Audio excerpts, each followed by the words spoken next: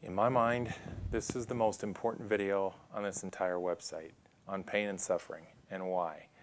One of the reasons in my mind that it's the most important video is it's where God meets a lot of us.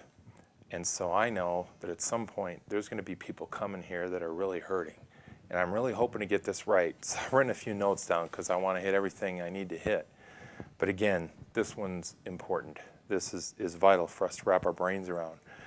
You know, science and the Bible are really very clear. There's a God out there, and his characteristics involve love and patience. I mean, 13.73 billion years to prepare and create an itty-bitty little planet here, the only one in the universe that can sustain advanced life, and then to give us the beauty that's here.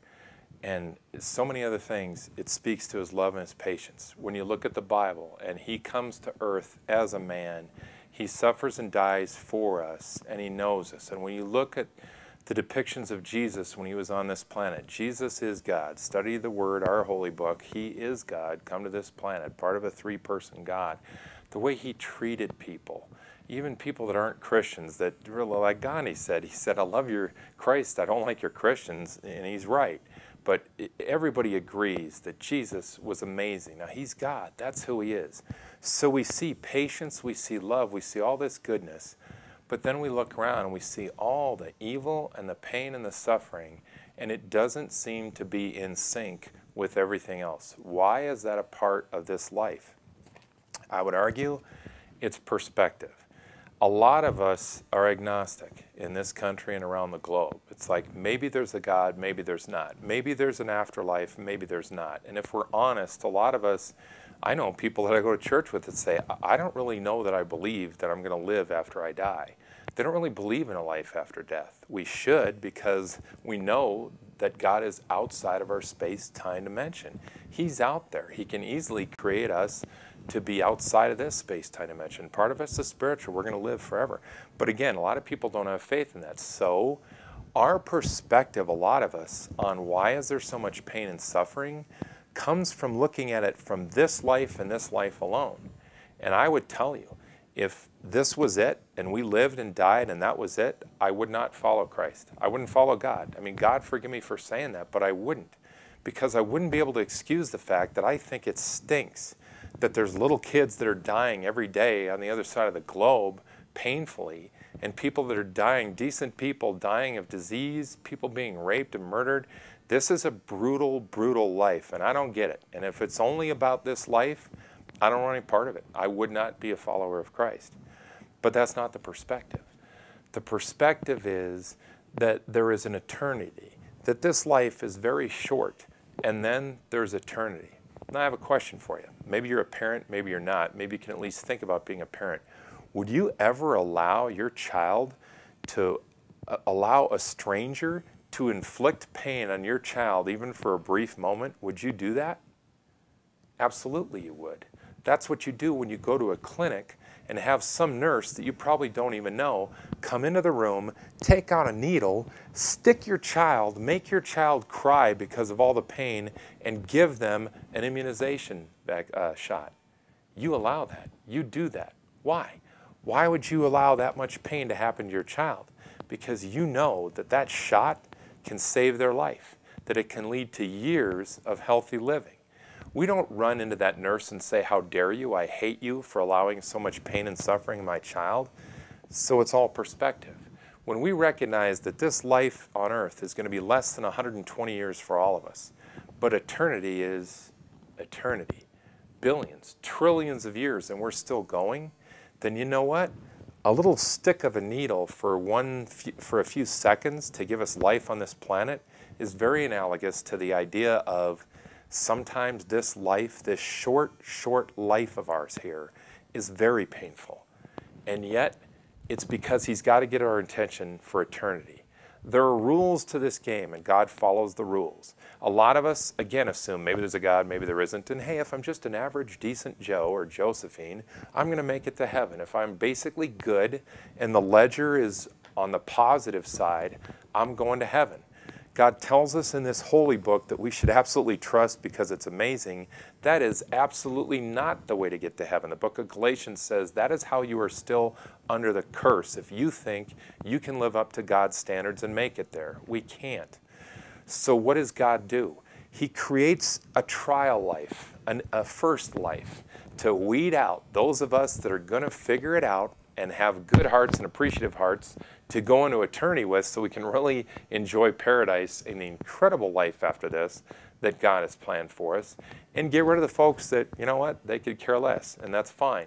Unfortunately, a lot of people are going to end up in a place where they weren't supposed to go. We'll talk about hell in just a minute. So we need to be shaken up a bit. So I would say that as a statistician, one of the most important statistics you can look at in business life or whatever is something called expected value, EV.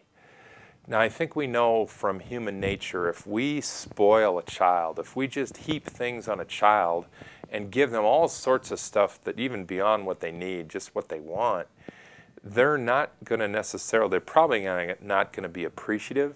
They're probably not going to grow to have a whole lot of character and integrity. We don't want that for our children. So I would argue that if this life was really sweet and easy, like some people say, hey, become a Christian, life is really rosy, whatever. If that was the way it was, so many of us would take things for granted and we'd never pass the test of this life. We'd never pass the trial. The trial is this. Can we admit that we are not God? Can we admit that we're pretty good most of the time? But there's part of us, there is a sinful nature that we just mess up. We hurt people. We do the wrong things. We can't live to God's standards. That's it. Recognize that. That's step one. Then admit through study of Scripture and science that God came down, became a man, and His blood that was shed on the cross is the most important substance in the universe. It's that blood and our acceptance of what He did for us. That's a loving God. He took our place. That's the test. The minute we recognize that we fall short, and then we recognize that He died for us, and that we can be with Him, and He did it all. We don't even have to do anything. He did it all. And then we say, so I accept what you did, and I will follow you the rest of my life, and renew my mind, and then try to reach other people in love. We do that, and that makes us Christians. And that allows us to pass the test of this very, very short life. So, what does God have to do to get the highest expected value of humans to make it to be with Him in eternity? He has to have the right amount of free will and evil and pain and suffering in this life to get our attention. Now, I admit there's part of this that I don't understand, because there are some people that are so dramatically affected by the evil of other human beings that they're pretty much incapacitated, killed, or whatever. But I kind of try to understand it in this sense. There are certain things that God doesn't completely address in Scripture, like what happens to a child at age 3 if they die. They haven't reached the age of accountability in the Jewish faith. I would argue that those kids, much like those who haven't heard the gospel but follow their heart, will be in eternity with God. God will take care of that. So God's equity, if you will, is this. We have great billionaires on this planet. There are some of the people I admire most on this planet are billionaires. We also have some really evil ones. They put us in a really tough spot right now financially. There are some billionaires who have ignored God, and they'll have their few decades of lavished, wonderful living on this planet. But in God's world, they'll be dead before they know it. They'll have 30, 40, 50, 60 years of, wow, wasn't this great? Then they'll go to eternity, and they're going to end up in the wrong place. They won't be with God.